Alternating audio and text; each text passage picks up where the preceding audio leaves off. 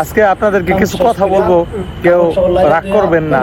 নিজেদেরকে মানুষ হিসাবে দাবি করাটাও আসলে আমাদের ভুল।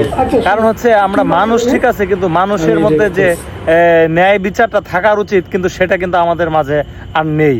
কারণ তার প্রমাণ হচ্ছে যে আমাদের ময়মনসিংহের ছেলে যে কাজটা করেছে, যে যেভাবে হোক উনি এই মেয়েটা মারা গেছে, ইচ্ছাকৃতভাবে হোক অনিচ্ছাকৃতভাবে হোক মারা গেছে, তার সাথে যে দর্শনের যে কাজটা করা হয়েছে সেটা কি আপনার কোনো মানুষের কাজ করা হয়েছে সেটা আপনারাই বলেন।